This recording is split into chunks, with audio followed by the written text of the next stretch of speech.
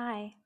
So today I thought it would be fun to go through my poetry collection. So I fell back in love with poetry about 5 years ago. I read poetry as a child. My aunt gave me a book called 100 Best Poems for Children, and my love for it was so intense. I carried that book everywhere that I went and read it almost every day.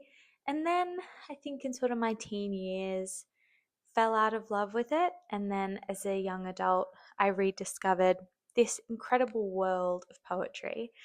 So in my collection, I have three sections. I have classic poetry, or poetry that was sort of published pre 1950s, 1960s. And then the second category is more contemporary poetry, which is sort of post 1950s, 1960s. And then the third category, sort of a special one, it's poetry from the Arab world and the Persian world. I think some of the most incredible poetry comes out of the Middle East. And so I have a section completely dedicated to Arab and Persian poetry, which we might start there. That section is right up the top that you can't see, so I'm going to get it now. So let's start with probably the most famous and well-known recommendation, which is Khalil Gibran. His most famous work obviously being The Prophet. You'll find this book in every bookstore, wherever you go. It'll be there. And that's because I think Khalil Gibran hit on these big themes of love, marriage, friendship, sorrow, these universal feelings and ideas that anybody will be able to engage with. And I think it shows just how really similar every human being is, because we can all connect with these themes. So of course, The Prophet. I have this edition that a friend got me, and then I found this really cool copy at a secondhand book fair, and it includes The Prophet and The Art of Peace. And something really cool about Khalil Gibran is that I went to Lebanon 2 years ago, and I actually got to go to the Khalil Gibran Museum, which is still probably the most incredible experience that I've had in recent times. To have been reading his work and then to be able to be so embraced and surrounded by him in that museum was incredible. And so, as a little memento, I picked up this. This is a self portrait, and then I do have a little brochure from my time at the museum as well. Uh, and I just hold on to these because I don't know if I'll ever be able to visit again, but it was absolutely amazing. Something else that's quite special about Gibran is this. This is a collection of his books that have been passed down through my family. My grandparents and aunts in particular are big lovers of Gibran, and these have made their way down to me. They're some of my most treasured possessions, but we have a whole bunch of his books. I'll list them off: The Earth Gods, The Garden of the Prophet, Prose Poems, The Voice of the Master, Jesus the Son of Man, Spiritual Sayings, Spirits Rebellions, Thoughts and Meditations, The Forerunner, and Nymphs of the Valley. And I think we could very easily categorize Gibran as a poet or a philosopher. I think he fits very well in both, and I long debated where to put him, but ultimately, at his heart, I think he's a poet. Next is a poet that, if I had to pick a favorite poet, I might pick this next one. It's almost impossible to pick one singular favorite poet, but Mahmoud Darwish is definitely in my top three. Mahmoud Darwish is a Palestinian poet, and so much of his writing deals with place, identity, themes of exile and home. And I think he is a voice that is incredibly moving. It just touches the soul. I have three pieces of work from Mahmoud Darwish. I have A River Dies of Thirst, Journal of an Ordinary Grief, and In the Presence of Absence. And this was the first Mahmoud Darwish that I read, and I'd recommend people to start here. I think that translation is particularly difficult in poetry, but this translation by Sinan Antoun is a fantastic um, translation. This book, In the Presence of Absence in particular, was written when Mahmoud Darwish was near death, and it's him meditating on the things that he has lost in his life, his homeland, his childhood, his freedom, his love.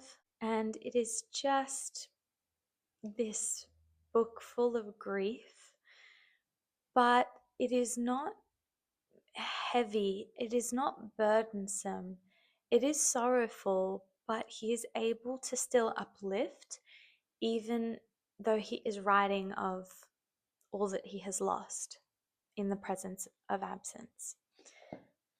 If you take anything from this video, one thing, pick up Mahmoud Darwish. I doubt that you will be disappointed.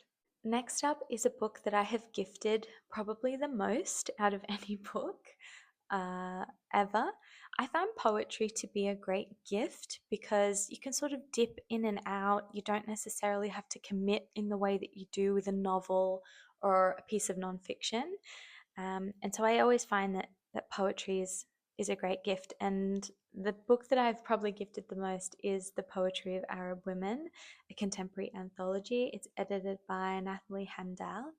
This has 83 Arab women poets who are writing, yes, in Arabic, but also in English, in French, in Swedish, and a few other languages, and they've all been translated into English and compiled here.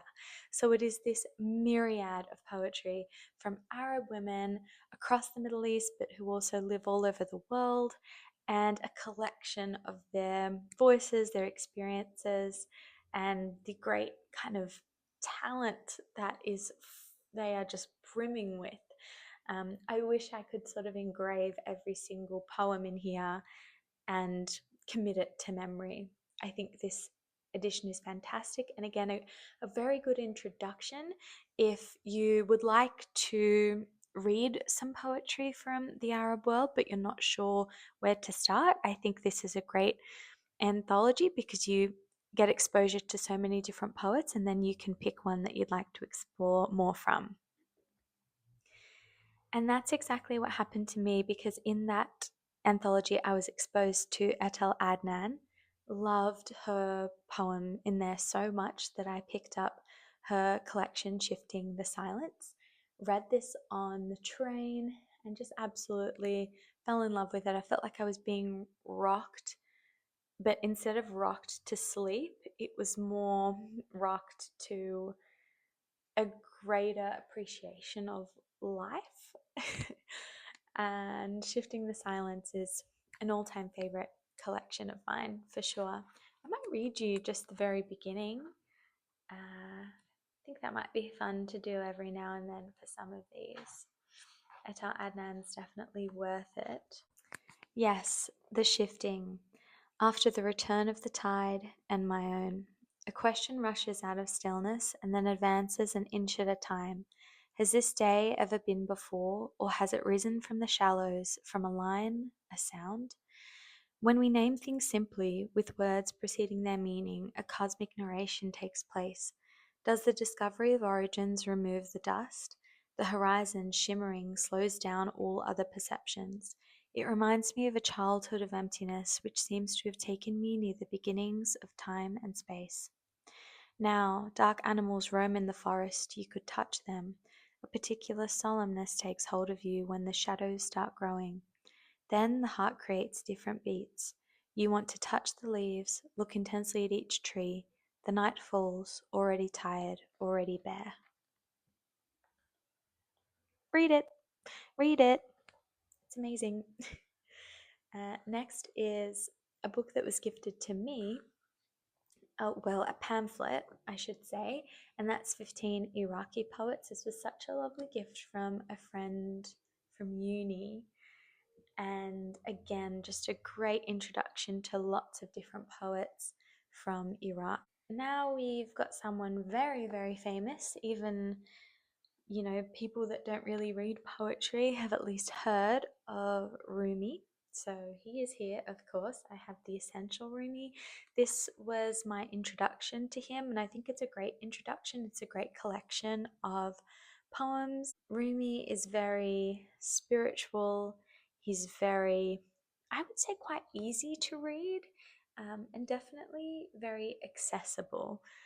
I must say he's not an all-time favorite of mine, but I definitely credit him with growing my love for poetry. He's sort of been a launching pad for me to be able to explore more. He's one of the first poets that I really read and thought, wow, maybe this is a genre that I can appreciate.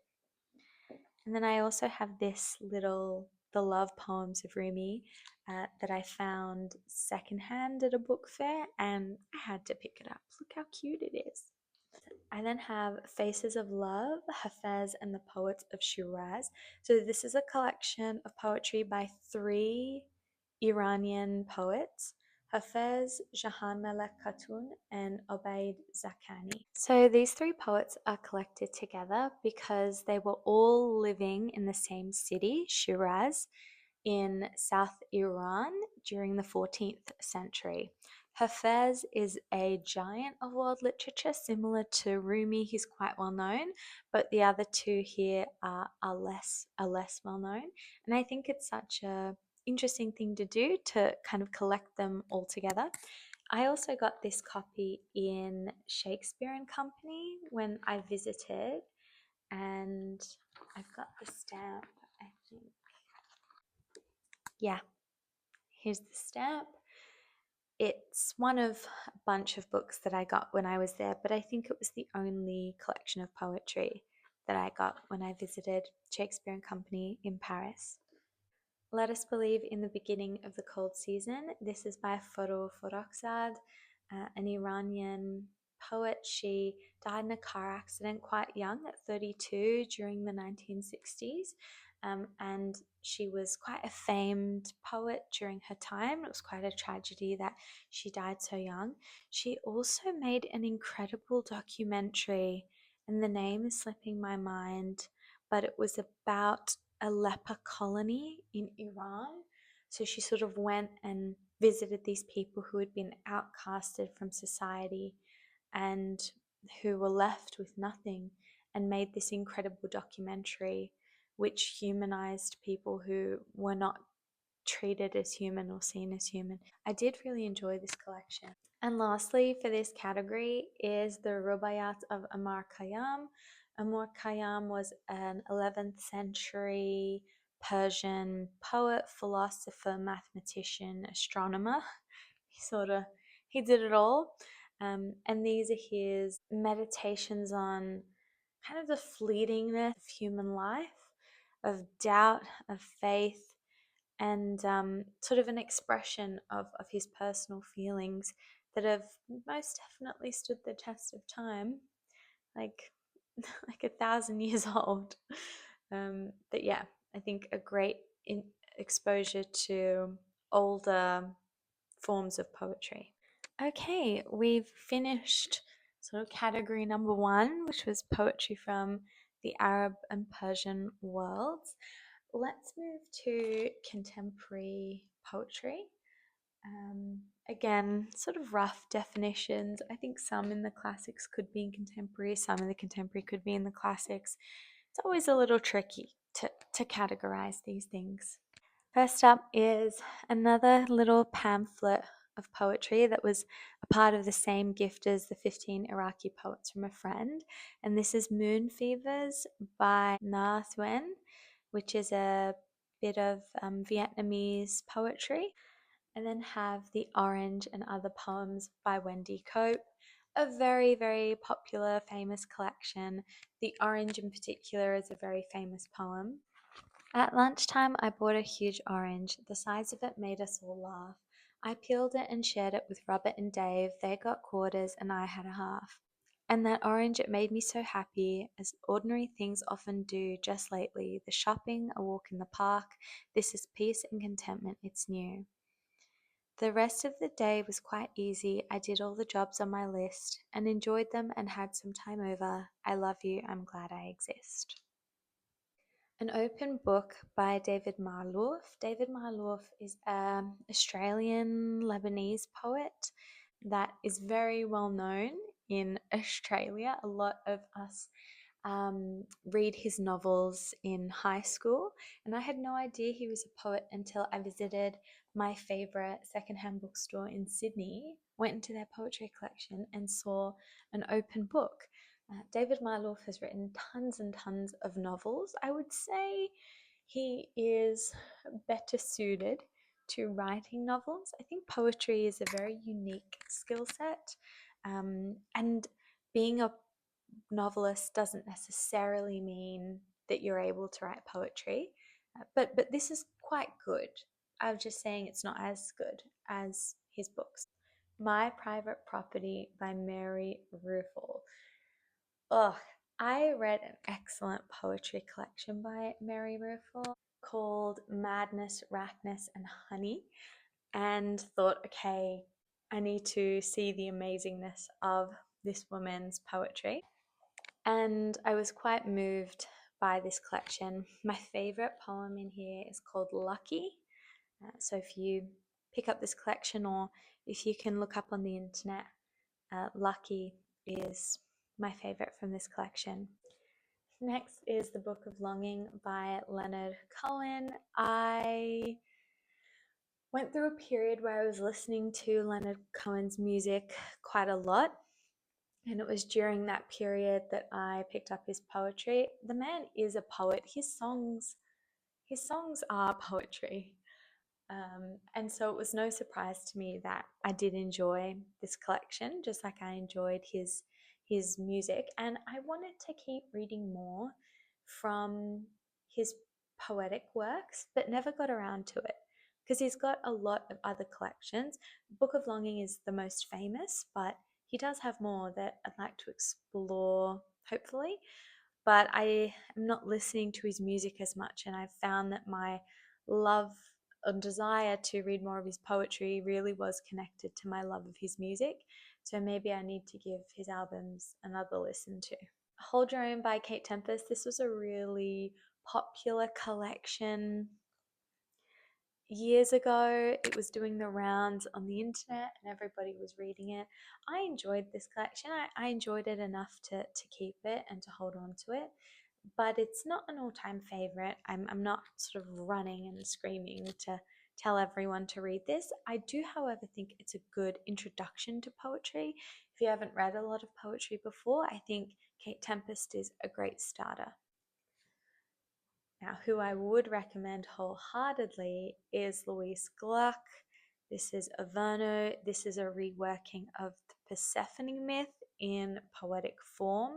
It is so luminous. I just feel like Louise Glück is like a guiding light when I read her. That's sort of the best way that I can describe her.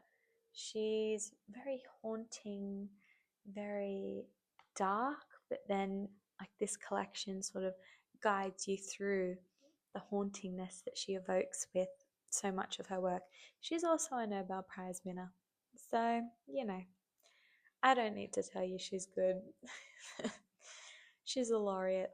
Another unmistakably incredible poet is Audre Lorde. This is The Black Unicorn. This is so visceral, I think is the word for Audre Lorde's poetry. She writes about female strength and with such deep conviction and power. It's so I got goosebumps while reading this. What a voice. This is the only thing I've read by Audre Lorde. She's been a writer that I've been wanting to read more and more from, and I've just never got around to it. I want to read Zami, and I want to read, I think she has cancer journals which document her experience with cancer that I also want to get to. What a woman! What a woman! Another icon, Mary Oliver. I've got Felicity and Blue Horses. Mary Oliver's another incredible poet that I think serves as a good introduction to poetry. I have a friend of mine who fell in love with poetry by reading Mary Oliver. Wild Geese. Wild Geese is my favorite poem from her. Find Wild Geese. There's a beautiful audio of her reading it, and it is incredibly soothing. I don't know if I can say this word on the internet, but C plus NTO and other poems by Joelle Taylor. I was so fortunate enough to see Joelle Taylor perform poetry from this collection at the Sydney Opera House. Her and a series of other poets came together for an event called Girls Are Running Out of the Woods at the All About Women Festival at the Sydney Opera House. And I watched her perform this and instantly went and bought this. It is, again, similar to Audre Lorde, that same sort of visceral rage and passion and power that comes through this collection is remarkable. Ada Limon, my friend introduced me to Ada Limon when she bought me this collection, The Carrying. It's the same friend that bought me the pamphlets. I have a lot to thank her for. I haven't read this one yet, so this is one in my collection that I still need to get to, but am very much looking forward to it.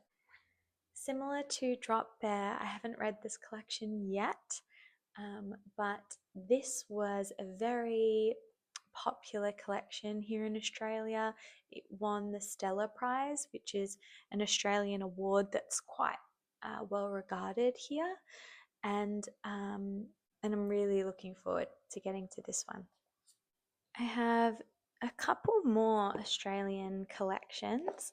Maxine Beneba Clark's Carrying the World, a very well-known Australian writer. Similar to Throat by Ellen Van Naveen, another very popular collection here in Australia. Alice Walker's Horses Make a Landscape More Beautiful. I'm ashamed to say that I had no idea that Alice Walker wrote poetry. I read The Colour Purple ages ago at this point, and obviously it was such an incredible and horrifying book. And then I was in a secondhand bookstore in Newcastle and I found this and I couldn't believe it. I really enjoyed the collection, but I would say if you're going to start with Alice Walker, start with her novels. Another one that I haven't gotten to yet is Catalogue of an Unabashed Gratitude by Ross Gay. I think this is the most recent addition to my poetry collection, and I've heard of Ross Gay quite a bit, of him and his poetry, and so I saw this for cheap. Again, how many times do I say secondhand bookstore in this video? But that is where I get most of my poetry from, most of my books from as a whole, and I'm looking forward to reading some Ross Gay. Next is a woman who needs absolutely no introduction, Anne Carson. What an absolute icon. She's a classicist and a poet and an essayist, and I have 3 of her books. They are Decreation, which is poetry, essays, and opera, an autobiography of Red, a novel in verse, and then Plain Water, which is essays and poetry. I think where to start with Anne Carson is an autobiography of Red, but personally I love Plain Water. I want to read you a little bit from this. All we as leaves in the shock of it, spring. One dull gold bounce and you're there. You see the sun? I built that as a lad, the fates lashing their tails in a corner. But let me think. Wasn't it a hotel in Chicago where I had the first of those, my body walking out of the room, bent on some deadly errand, and of me up on the ceiling just sort of fading out? Paintings, I used to call them. In the days when I, so to speak, painted. Remember the oddly wonderful chocolate we got in East, and it was then Berlin? She combined so much of her classics knowledge, so a lot of her poetry is weaving in myth, particularly from Homer, all throughout her work. She is an intellectual force. She's a sort of writer where you read her and you think, what an incredible mind, and are sort of in awe of her intelligence and the ways that she's able to weave in what she has mastered, which is the classics and literature, really. And there's so many references in here that if you don't know them, she makes you want to know them, as opposed to reading and making you feel like, oh, I'm dumb, I don't know that. She makes you feel curious and interested in wanting to understand all of her references. And I think through Anne Carson, my literary knowledge grows and grows. She's a great vessel for learning and understanding. Absolutely love her. Next is Bluets by Maggie Nelson, another sort of intellectual beast. She has written poetry and a lot of essays. I read her book, The Art of Cruelty, where she speaks to the importance of cruelty in art, and what it does for art and for us as human beings. But Bluets is a great introduction to her work as a whole. A very underrated piece of poetry is Music for the Dead and Resurrected by Valzhyna Mort. Mort is from Belarus, and this collection deals a lot with history, inheriting your family's history. It deals a lot in violence and death, and it's a collection that really does get under the skin. This poem's called Wash Day. Amelia does her washing by the wall, so bare you'd think she shaved it. The window's open, anyone can see. Soap hisses. An air raid warning rings like a telephone from the future. Her dress is nailed to the laundry line. From this grey garment that is either guarding or attacking the house, 3 yards of darkness fall across the floorboards. She stands inside at the bottom of a river, her heart an octopus, her hands so big next to them, her head is a small O, the neighbours squint, stuffed hungrily with stubborn hair. This one's called Genesis. I've always preferred Cain, his angry loneliness, his lack of a mother's love, his sarcasm. Am I my brother's keeper? Asks his brother's murderer. Aren't we indeed the keepers of our dead? Let me start again. I prefer apples that roll far from the tree. Dry like a twig is umbilical cord tucked between legs. How did they cut it, Cain? With a stone? Under criminal record, write mother home. Under weapon, write mother home.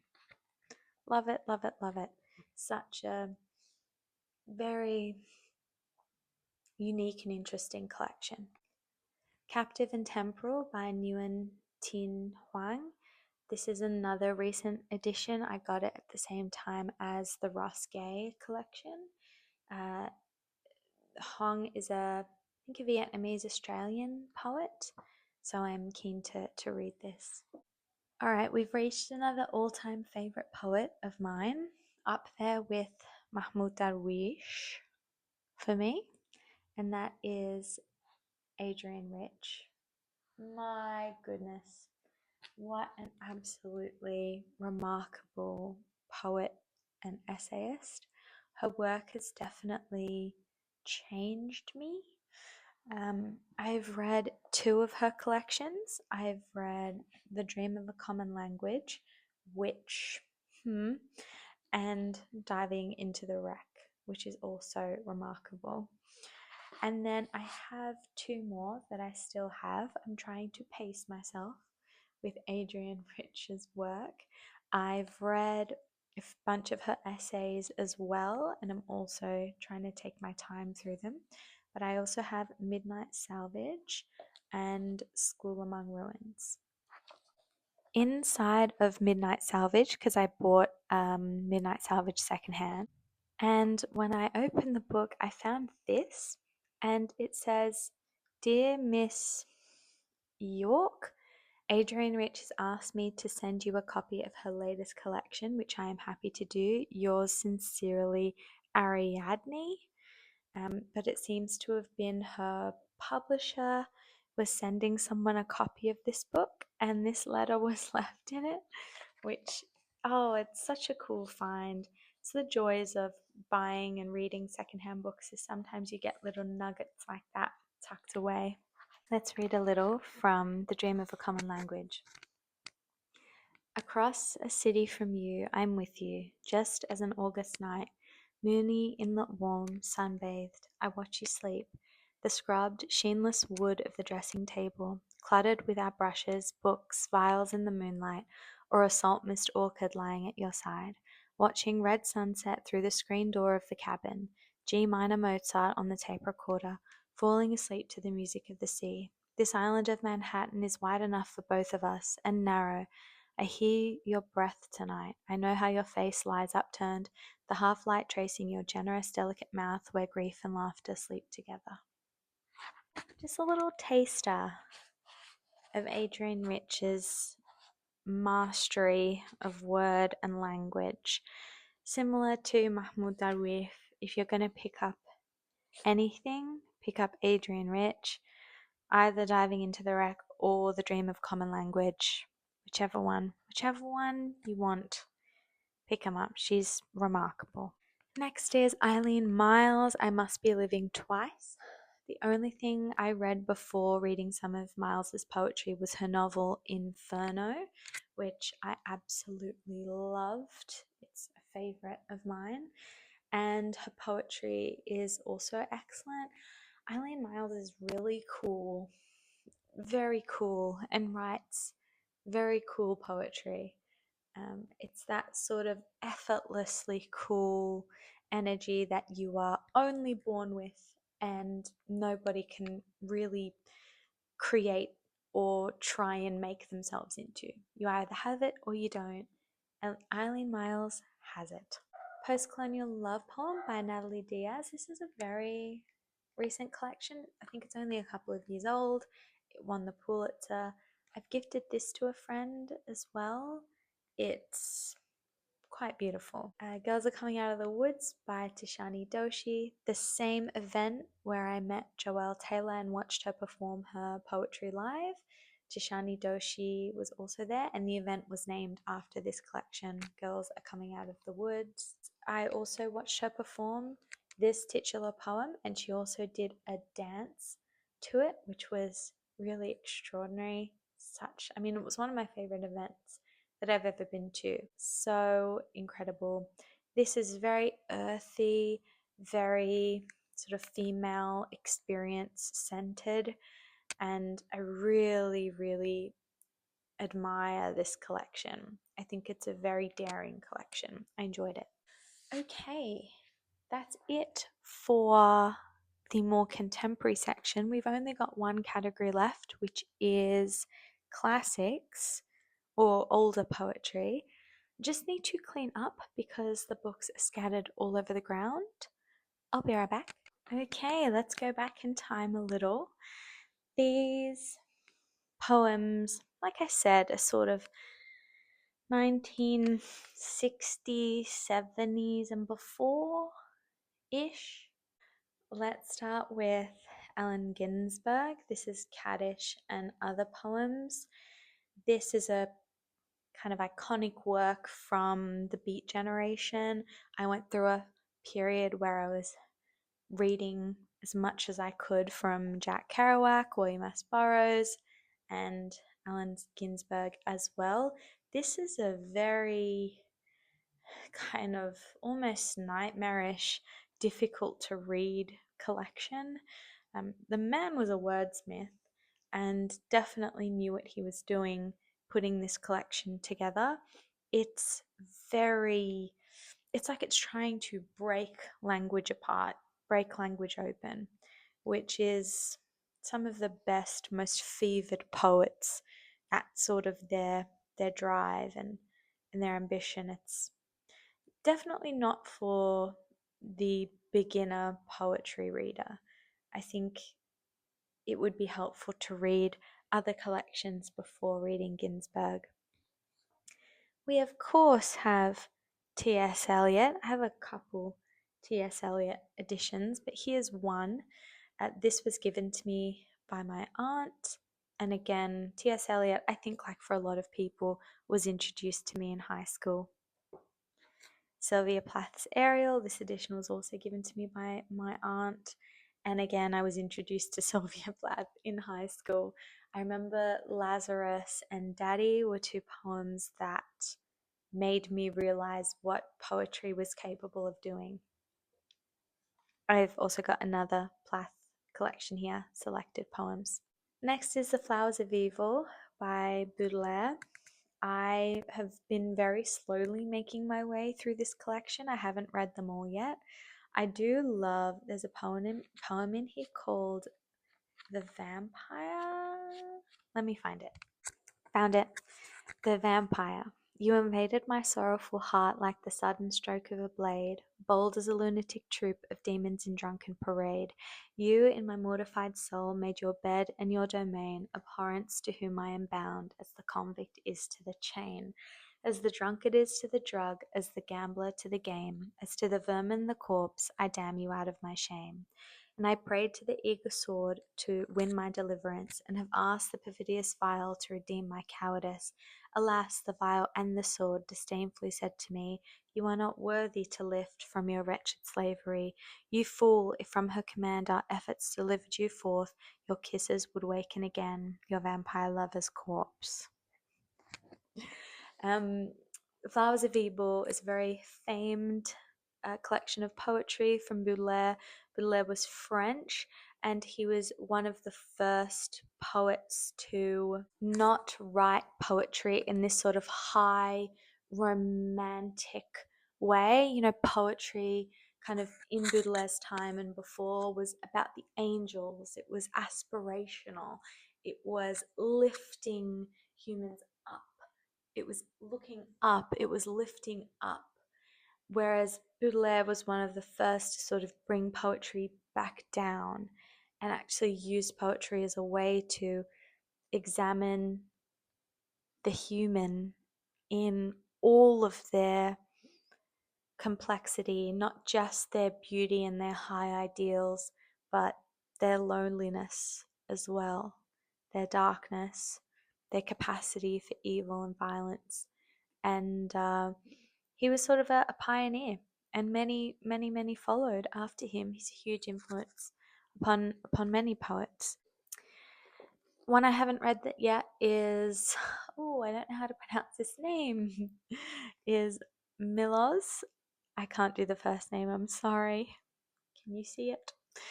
This is selected and last poems from 1931 to 2004. I found this for $2 in a secondhand bookshop yet again, and I thought, why not? The Narrow Road to the Deep North and Other Travel Sketches by Basho. I picked this up after returning from Japan because I wanted to read more Japanese works, and I'd realized I really hadn't read any poetry from Japan, and so decided to read some of Basho's haikus. Canti by Leopardi.